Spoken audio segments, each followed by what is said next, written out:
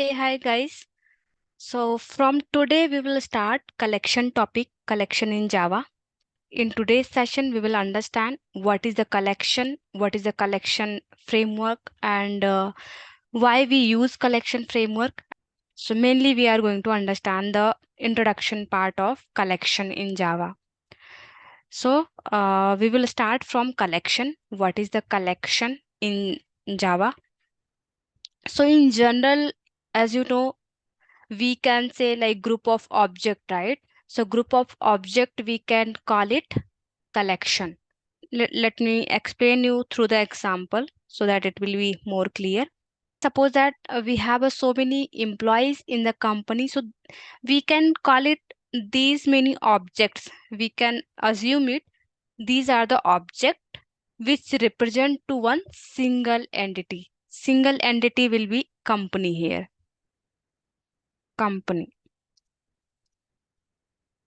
Company, right?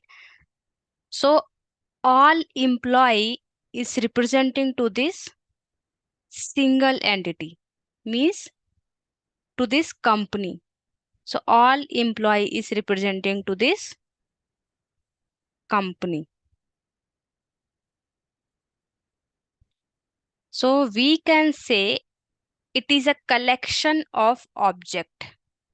So this collection of object is representing to this company only, means this employee is representing to the company, means single entity. So employees are an object, and these object is representing to this company we can call it collection. So what is a collection is a group of object. So we can say it is a group of object. So these employee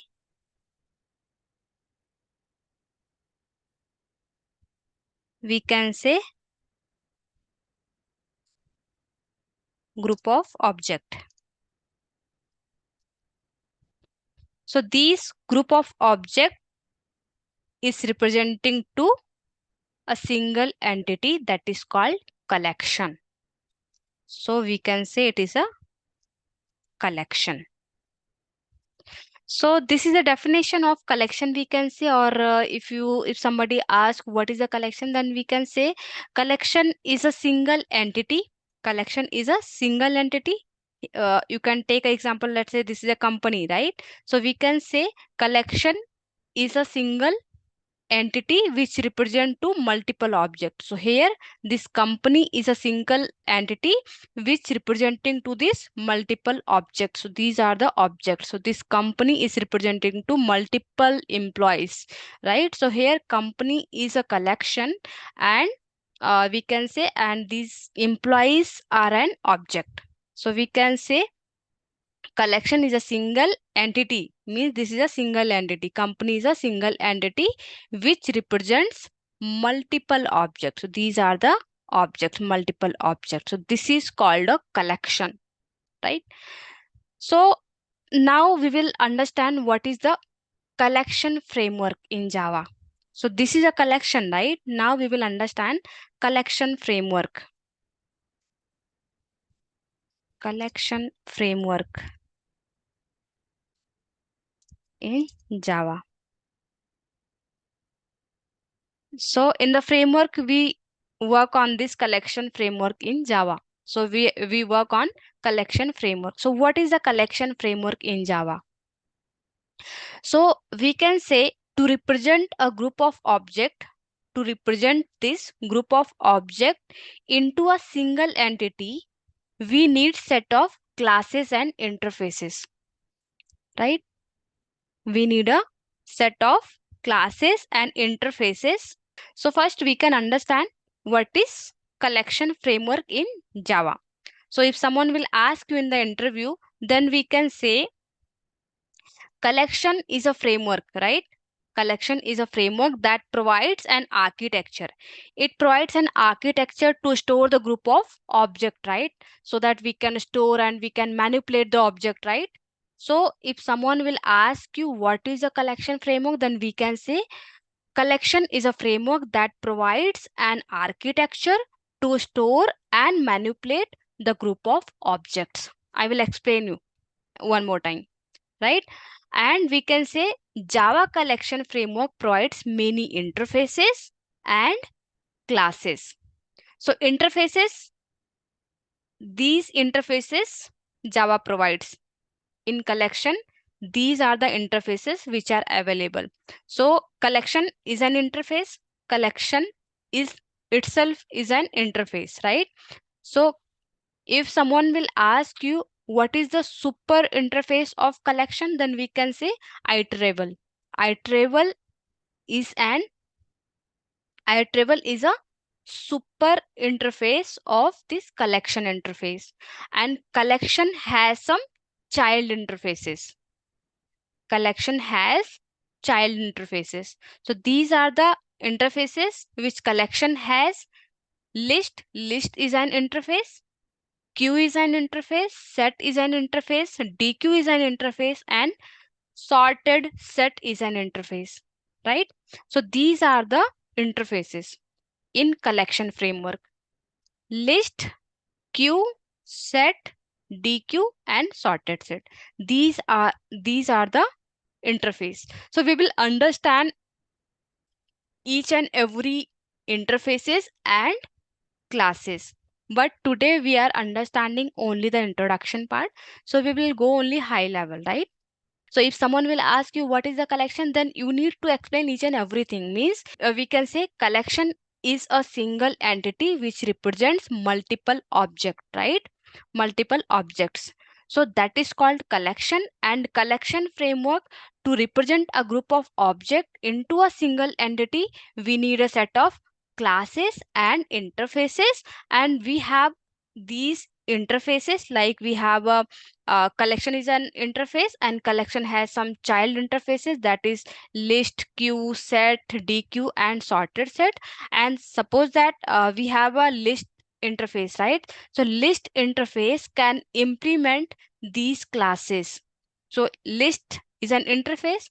So interface and class, so if you have an interface, then it will implement to class, right? So this interface can implement array list, linked list, and vector. And vector has stack, so it can implement stack as well, right? Now we have a queue interface. Queue interface can implement to this priority queue. And we have a dequeue. So dequeue can implement to this array dequeue. And array dequeue can implement to array dequeue as well as linked list, right? And set can implement to this hash set and linked hash set. And we have a sorted set. So sorted set can implement to this tree set. Tree set is a class, array dequeue is a class, and this array list, linked list, vector, stack, these are the classes in collection framework, right? So we need a collection framework to represent a group of object into a single entity. So we have these set of interfaces and classes, right? So I hope you understand. If you don't, then I will explain one more time. Again, collection, we can say group of object, or you can say collection is a single entity which represents multiple objects. As I have explained you here,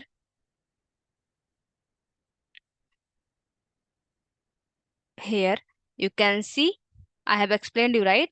Collection is a single entity. Single entity, here we have a company. So this single entity which represents multiple objects. So this single entity is representing to multiple objects. So this is called collection. And if someone will ask you what is a collection framework, then we can say to represent a group of object into a single entity, we need a set of classes and interfaces. So that's why we call it collection is a framework that provides an architecture to store and manipulate the group of object. So we are storing here, right? We are storing a group of object, and if suppose that we need to manipulate, right? If suppose that if any employee is leaving the company and any new employee is joining the company, then we will have to modify, right? So that is why we are saying to store and manipulate the group of objects. That is called collection framework, right?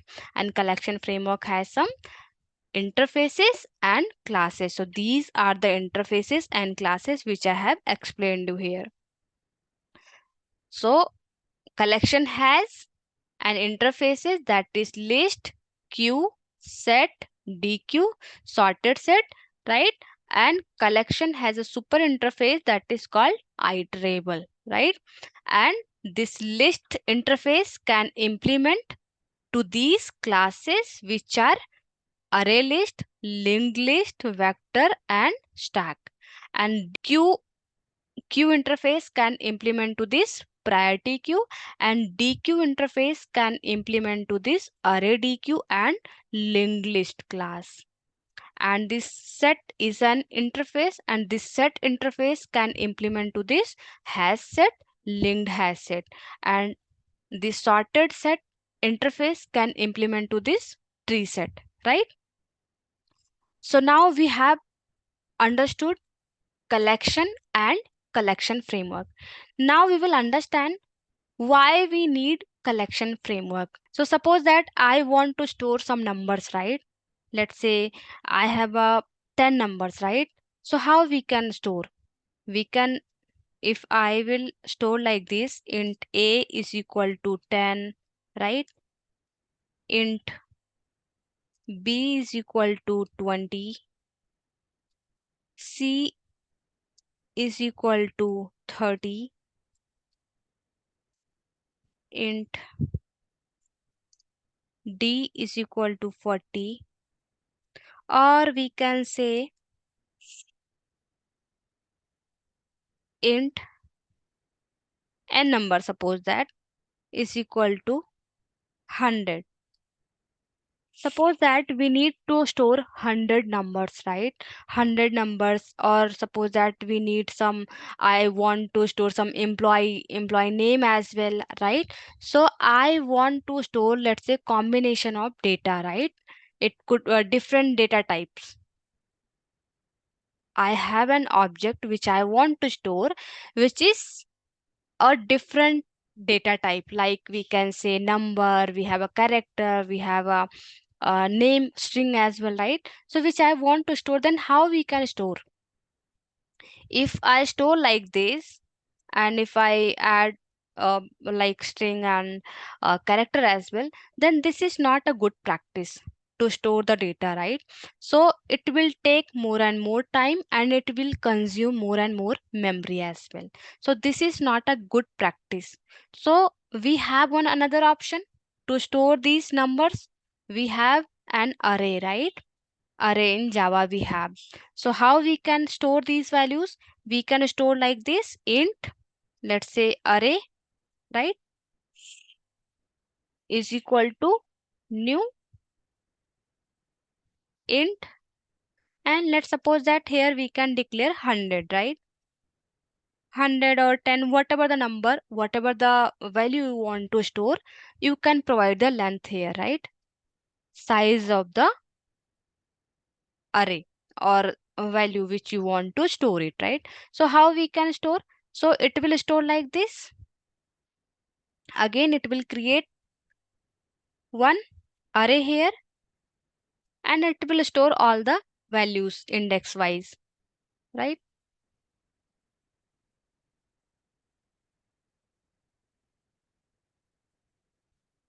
Right, it will store like this. So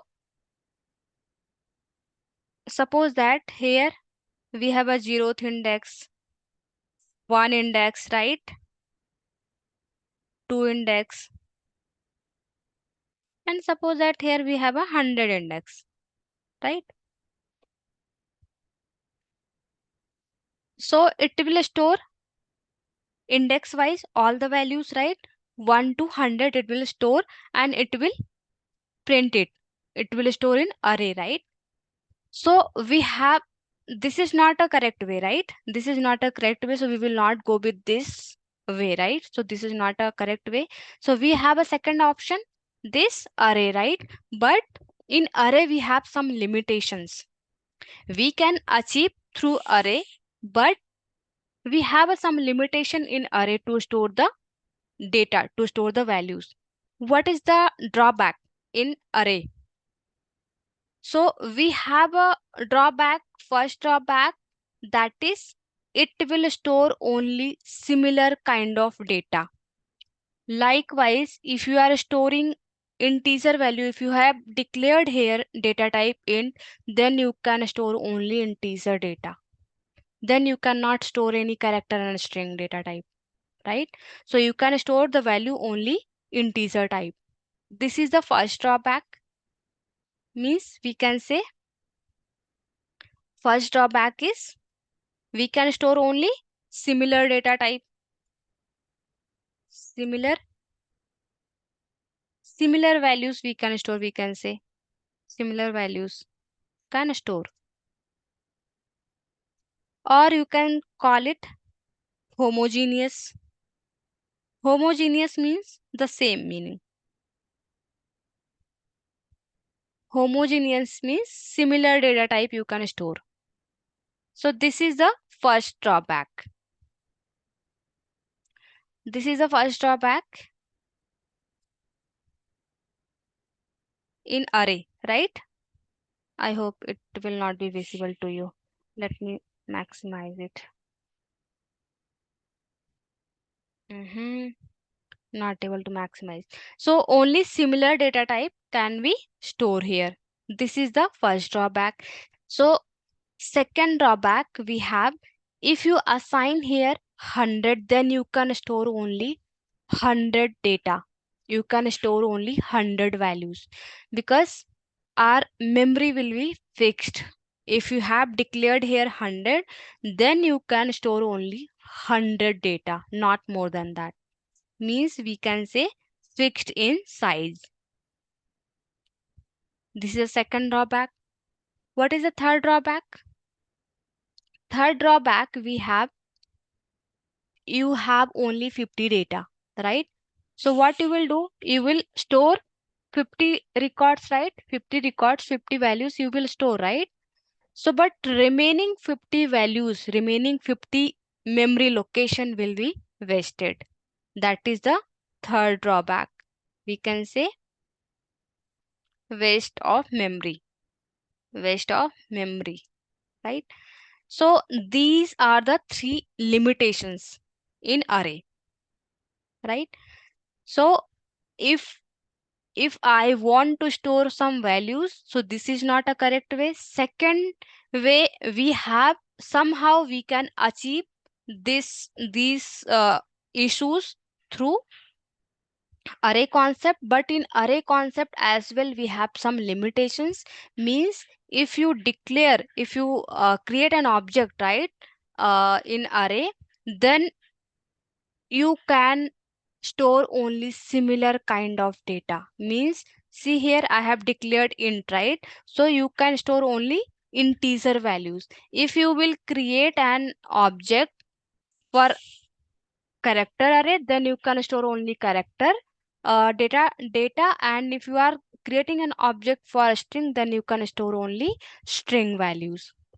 You cannot store heterogeneous data. Heterogeneous data means we cannot store, if suppose that if I want to store some values, some character, some numbers, some name, right? So we cannot store the heterogeneous data. We can store only similar kind of data, right, in array. So we have 2 to 3 limitations, or we can say drawback. So first drawback, only similar values we can store, and second drawback we have fixed in size. Means this is not a dynamic, this is a fixed. Means once you declare the size, you cannot increase or decrease. And suppose that if you have a declared 100 value, and if you don't have the 100 data to store it, then remaining data will be wasted. So these are the three drawback in array. right? So to overcome these issues, right? To overcome these issues, we have a collection framework, right? So I will explain you one more thing. I will explain you the difference between array and collection. What is the difference between in both? If you want to take a screenshot, you can take it. Otherwise, I will remove it. This I will create one new. See, so now we will see the difference between array concept and collection, so that we can, once we understood why we are using a collection, then only it is useful. So before using anything, then we should be aware about the drawback and benefits. It's a good quality, right? So first I will create here array and here collection.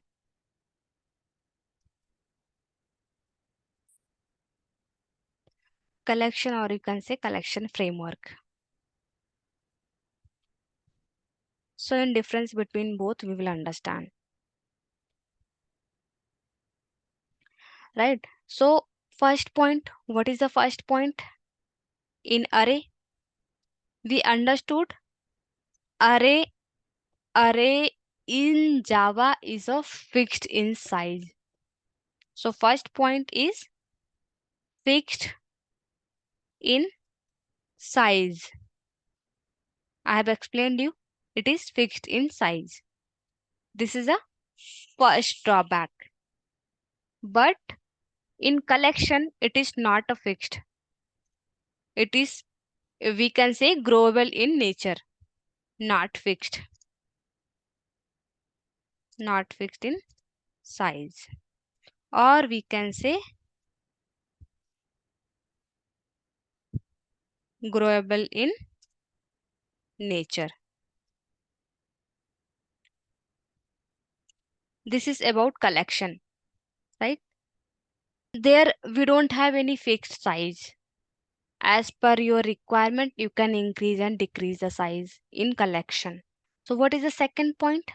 It stores the values only similar kind of data. So we can say it holds only homogeneous data. So holds only homogeneous data. Means similar kind of data it holds. Because in Java array is an object, right? So while creating an object, we declare the data type. So if you are declaring a data type int, then you can store only integer data type. And if you are declaring character, then you can store only character data type.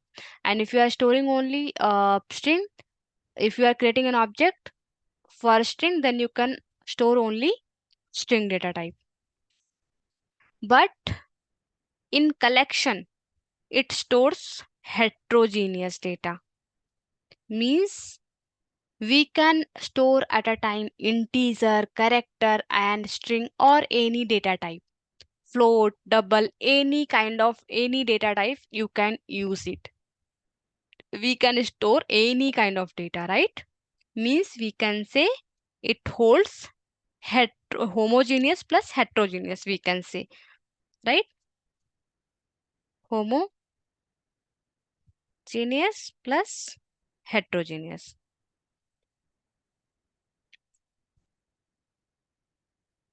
Heterogeneous data. So what is the third point? Third point, in array, if you want to perform any action, then you don't have any predefined methods. You will have to write your own logic in array. So we can say don't have ready-made methods.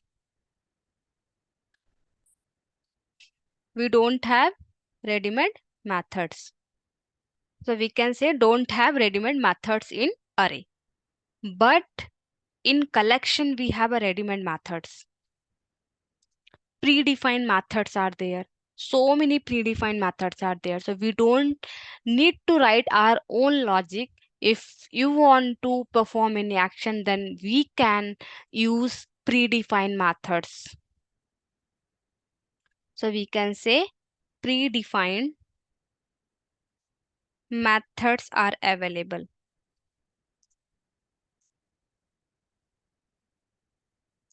in collection framework.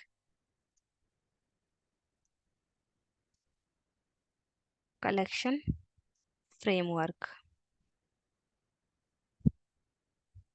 Collection framework or collection, you can say. Both are the correct only, right? So these are the three difference in between both, right? These three drawbacks array has. First one is fixed in size.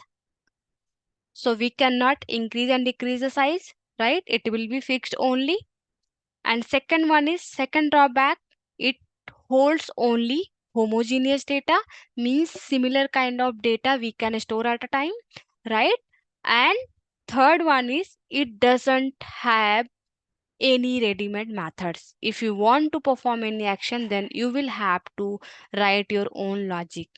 And in collection we can increase or decrease the size as per our requirement, so that we can say global in nature.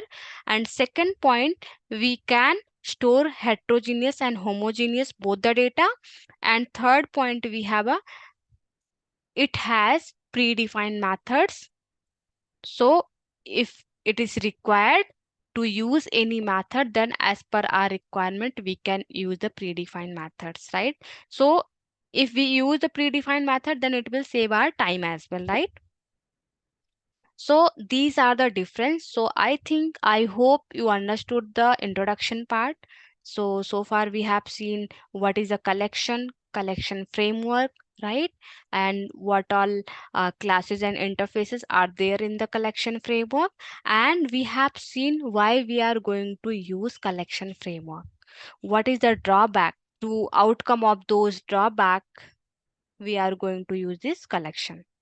So we will understand in depth in upcoming sessions, but today we have seen only introduction part. So I hope you understood. Still you have any question out of these points which we have understood, so you can ask me in the comment. Thank you guys.